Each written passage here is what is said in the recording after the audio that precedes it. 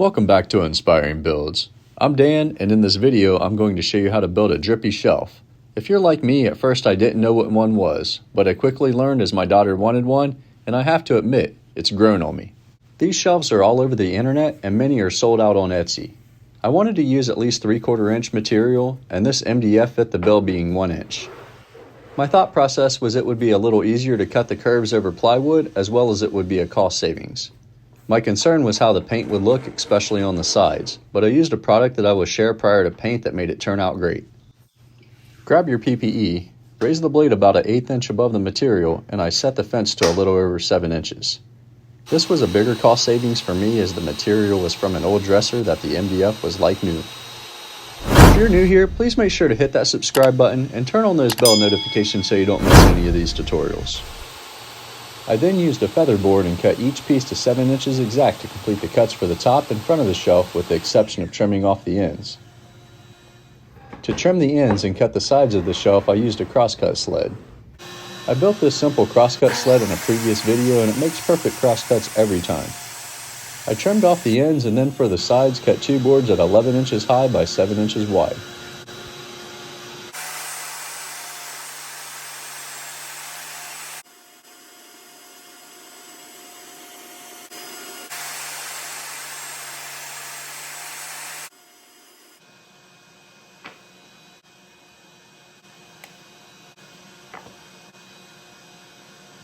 To mount the shelf to the wall, I used a French cleat. This method will work to cut French cleats even on any size material. Set the saw at a 45-degree angle. Measure the width of the material and divide by 2, which is 2.5 inches. Now measure the thickness and divide by 2. In this case, subtract another 1/2 inch and set the fence at 2 inches. I prefer using a feather board when making a rip cut, and both pieces come out even every time.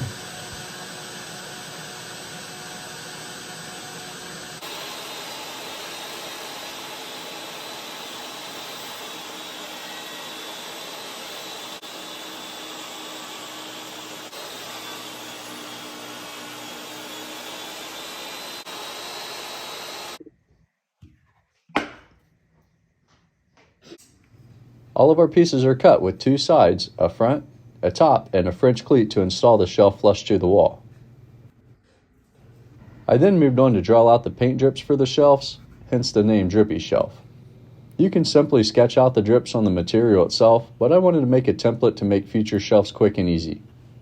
I also wanted to test a function on this new laser that I will link below to cut material larger than the laser bed.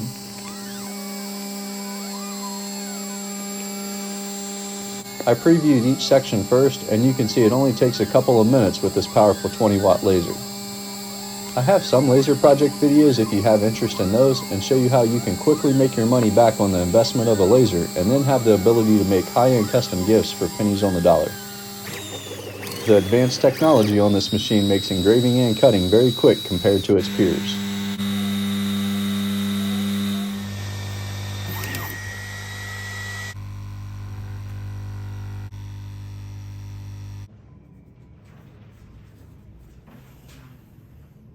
Now that both templates are cut for the front and sides, do a dry test fit and then trace the outline.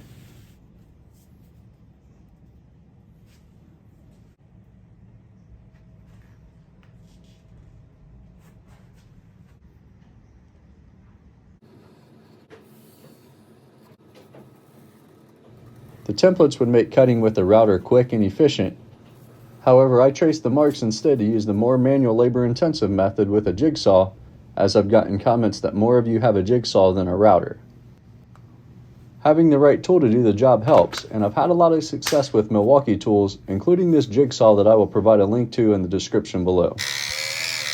Grab your PPE, and not only safety glasses, but a dust mask is important, especially when working with MDF. I underestimated how much sawdust would be generated, and quickly removed my watch while taking a bath in sawdust. Even with the thick 1-inch material, this jigsaw made quick work out of the cuts.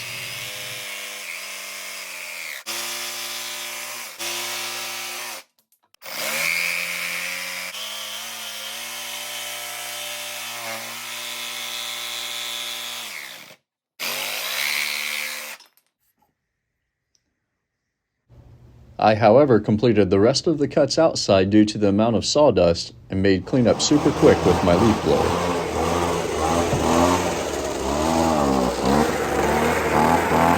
I also am a big fan of this orbital sander that I will link below, and you can use the same battery for both tools. I used 80 grit and sanded down all sides.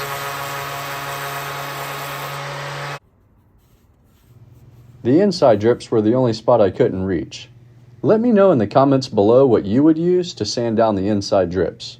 I considered a file, but used a Dremel for the tight spots. You can see here the before shot of the inside drips.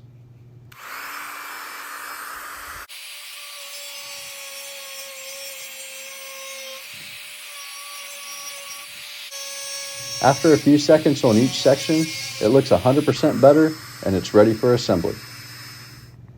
Do a dry test fit first. I turned over the top of the shelf and aligned the legs in front. The front was initially about a 1/16 of an inch long, and I was able to trim it down to make the fit perfectly flush. It's kind of like a haircut. You can always take more off, but can't add any back on, therefore I always cut the front just a bit longer on the initial cut. I use these 90-degree positioning squares and Bessie ratcheting hand clamps. It's quick and easy to keep the sides square with the top and secure while drilling. Most of you know that these GRK screws are my go-to for most projects. To screw into MDF, I used an 1/8 inch drill bit that was about the same size of the shank but smaller than the threads of the screw to allow for a good bite. Take your time and pre-drill into both pieces as well as take your time inserting the screw. I use these screws as they're easy to start, dry fast, have a precision fit, doesn't strip, and easy to countersink as shown without a countersink bit.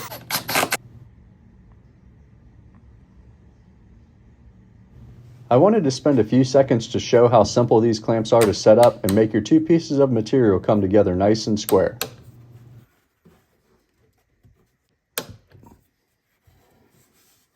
Repeat the same process to attach the other leg, and when installing screws into MDF, I always pre-drill first.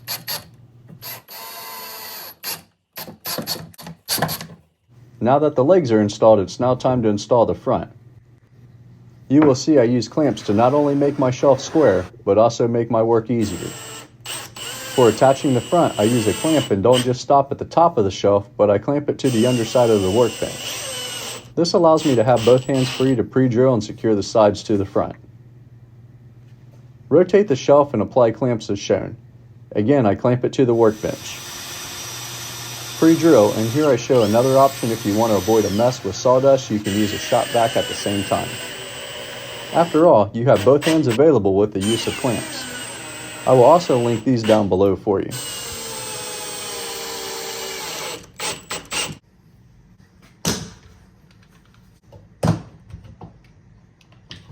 Now that the top is assembled, the French cleat is next, and this is how the shelf will be installed on the wall.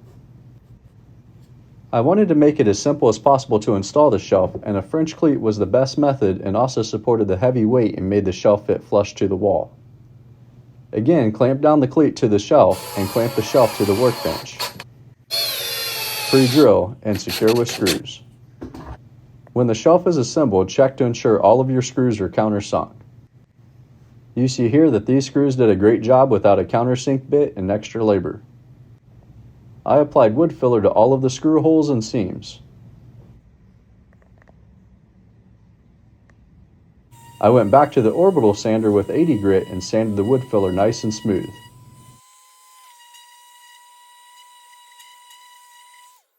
I used a shop vac and wiped down the dust particles prior to moving on to the next step.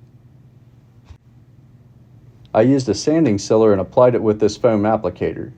The sanding sealer was the real MVP of this project. My biggest concern was how the paint would turn out on MDF, especially on the sides. The sealer went on easily, and I only applied one thick coat.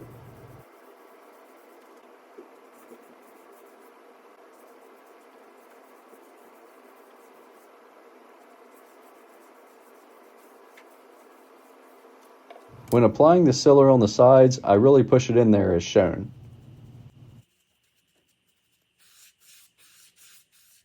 Allow 1 hour for cure time.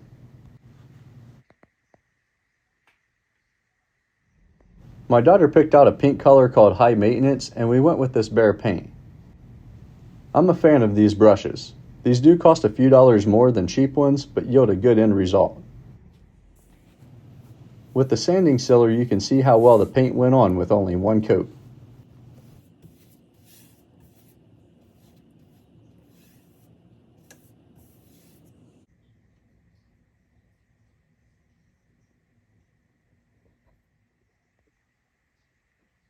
I did use 2 coats on the outside visible part of the shelf, and have to admit, even though I wouldn't use this pink on a shelf of mine, I really liked the way that it turned out. Best of all, my daughter was happy, and that's what matters. I prepped the French cleat that attaches to the wall as my daughter was taking it with her to her place. I evenly spaced out and made a mark 16 inches on center to align with most studs, and made a mark 1 inch up from the bottom. This part isn't necessary since the screws will countersink themselves, but I went ahead and used a Forstner bit that was a bit larger than the head of the screw, so the screw would drive into the stud a bit more. Always remember to pre-drill MDF again here with an 1/8 inch drill bit. It's ready for install.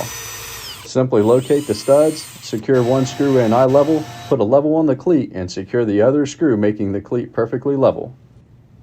Slide on the shelf and sit back and admire your Drippy shelf. Please subscribe to the channel if you haven't already. Like, comment, share, and hit that notification bell so you can get notified when I release new videos.